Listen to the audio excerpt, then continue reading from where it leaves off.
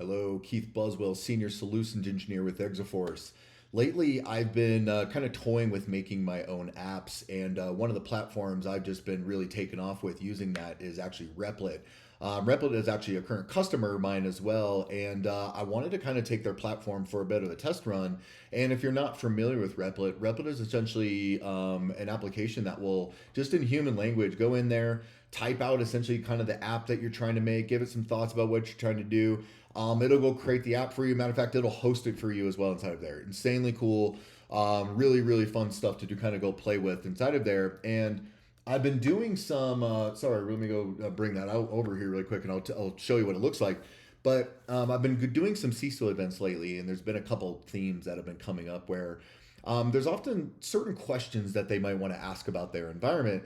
And necessarily, I don't want to go interrupt anybody's day to go jump into whatever tooling we have to go ask these questions or anything along those lines. Where it's like it's like I would really like to know this. And matter of fact, I don't even know how the team would begin to answer it anyway if I was to give them this question. Something simple as like, are we susceptible, or how susceptible, or how well are we covered to the latest kind of supply chain attacks that are going on? Like, what does our coverage look like, and how well are we doing? And are we susceptible to it? Something like that. Simple enough to ask, but how do you go get the answer to that? What does that even look like? So things like that, where I was just like, hey, I wonder if maybe I could create like an app for CISOs or people that are just, they have these questions that they want to ask about the environment, natural language, or maybe even they have a little bit of a thread to pull on a little bit. But you're maybe you're even on the go. I want it on my phone. Simply just kind of do it on there. I'm at a conference. I'm wherever. Lots of different scenarios where these type of ideas pop up, and you just kind of want to go plug it in really quick. So what I did, and let me go ahead and bring over Replit here really quick, is I logged in, I created a Replit account inside of here, and you essentially just start kind of typing exactly what you're looking for. It's even giving you some, I want to build a mobile app that does X, Y, Z. And that's essentially what I did, is I created, I'll just go load this project here, is I called it Gone Hunting. And so I gave it a little bit of an idea of like, hey, essentially, like I want to create this app really easy to use, where you could come in and plug in your favorite like RSS feed, threat intelligence feed. Maybe it's even something like a GitHub repo where something, there's some actually great repos out there that are hosting a lot of the threat intelligence feeds, vendor threat reports, threat hunting campaigns, a lot of really, really good stuff. So I was just like, all right, we'll give it a little bit of a name, plug it inside of here, and then that's it. And they'll show up in your list down here, and it'll go fetch this information directly. So for example, I loaded the AnyRun threat intelligence list, and if we go open this, it's going to go grab all of the blog posts from inside of there. So for example, I can see this what was this one, the fake court summon to steal banking credentials one, and in this any run threat intelligence. And if I just click on article, it'll load that article for me, and I can go read this. And some of these articles have IOCs, some of them like kind of different IOAs, behavioral stuff, vulnerabilities. There's all kinds of stuff inside of here. And at the end of the day, it didn't really matter. I was like, I kind of want to know, am I susceptible to this? What does this look like for my environment? So what you could simply do is just say, hey, let's go hunting. And what this is going to do right now is it's going to go take that article, go extract anything it can find, and it's going to go hunt it in Exaforce. So, matter of fact, let me go. Let's go do the rest inside of Exaforce over here. I got a Gone Hunting tab open here. So, for example, one of the ones that I did recently under the AnyRun malware tracker feed is inside of here was Nanocore. So essentially, as you kind of go, once again, open this up, it'll bring in, you can see everything about Nanocore, IOCs, URLs, a lot of really, really good information inside of here. Is that I just said, hey, let's go hunting. And what you're going to see is if I come under threads right now, so the one that I just clicked, you can see it's an active threat hunt that's going on right now. Here's some of the other ones that I ran in the past. But if you go under all hunts inside of here, and I go click on Nanocore inside of here, this is when I said, let's go hunting on that blog post. Is I basically said, hey, yeah, you got a domain controller that looks like it for sure has the IOCs listed on this. I was like, okay, well, that's interesting. And as I started looking at the artifacts inside of here, I saw this POC infect me, and I immediately knew this was our threat research team, probably reverse engineering malware, just doing different kind of threat research inside of here. But it went and looked at the paths that it was running from, any type of beaconing that was going out. It was looking for persistent techniques inside of here, and basically gave me this really nice mapping, all the way from a MITRE mapping, a severity assessment inside of here, a behavioral analysis of everything that we saw. All of this was tying in. Matter of fact, here we go. The entity COC or POC1. Here's all the IOCs, the command lines we saw being run. 6.87 million brute force authentication attempts against this machine inside of here. Basically, all detailed out in a nice kind of timeline, and then also letting me know, hey, like maybe where do you have some gaps as well. All of this tying back into Exaforce, and all I did to go create this was I told Replit, I'm like, hey, basically what I did is exactly this. It was insanely easy to do.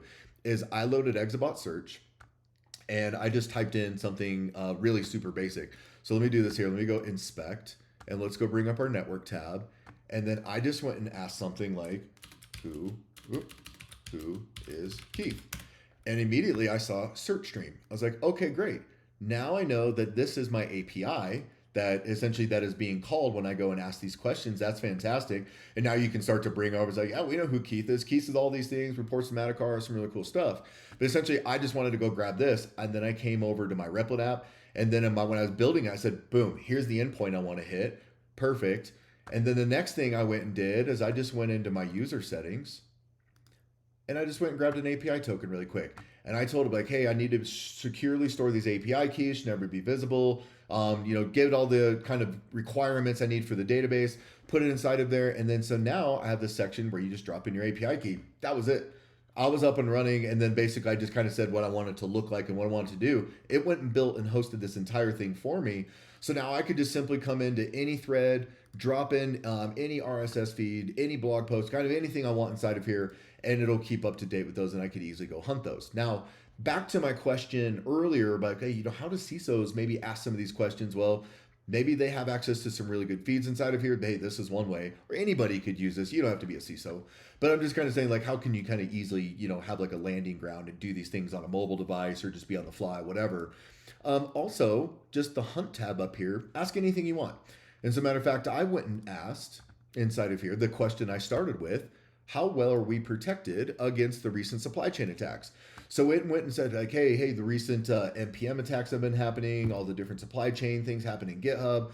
It was like, hey, let me go let you know what you're maybe not doing so well, and then also to what you are doing well. So for example, it was like, hey, here's your GitHub workflow. You have some pretty serious injection vulnerabilities.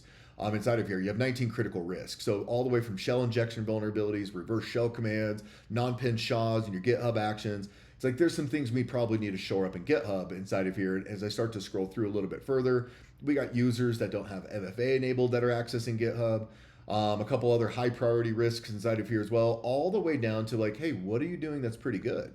All of your developers look like they have CrowdStrike on their endpoints. You're doing a good job there. You're going to be able to, kind of analyze any process injection or things that are going on that side. You're doing a good job there, all the way down to basically saying, here's where we think you need to go shore things up in priority order. We need to go first off, take care of those injection vulnerabilities, remove the shell injection patterns inside of there, and et cetera, all the way through. And this was really nice because I just came and asked me just a very simple question inside of here. And what it did is, as a matter of fact, if I come inside back in Exaforce, let's go ahead and close our network tab, go to Exaforce Search and look at our history, you can see right here is where it ran those questions. So all of this information was coming from Exaforce and it's all detailed inside of here. However, I just wanted to go build something where it's just like, look, it's a mobile app, I'm on the fly, I want to tie in RSS feeds, whatever it is. Or I even did an option. I was reading a book the other day and upload field photos. So like if you're at a conference or you're doing some, matter of fact, let me go bring this over really quick here. There we go.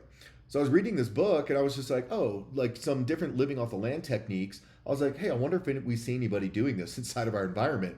So I literally took this photo, uploaded it inside of here, and if you go under all hunts, it should say the image. Yeah, so if you go load image appears, it gave me a full breakdown. It's like, yeah, this looks like they're living off the land detection inside the environment. And it starts scrolling through here, and sure enough, the POC DCL1 again from our threat research lab. It's like, yeah, we see this happening on that machine inside of here. We have 25 encoded PowerShell commands. All these behaviors that we saw inside of that command that you uploaded to us, it went hunted my environment for this. So this was a really cool way that you could come inside of just a platform on mobile or whatever, tie into, just kind of a threat feeds, RSS feed, blog posts, GitHub repos, ask natural language questions, or upload even like PDF documents or even photos inside of here, just to kind of show off first and foremost how easy and how fun it was to go use Replit to go build this app for me, where I had no idea what I was doing, but just gave kind of a few threads of like, hey, this is kind of like some of the pipeline and things that you need to use.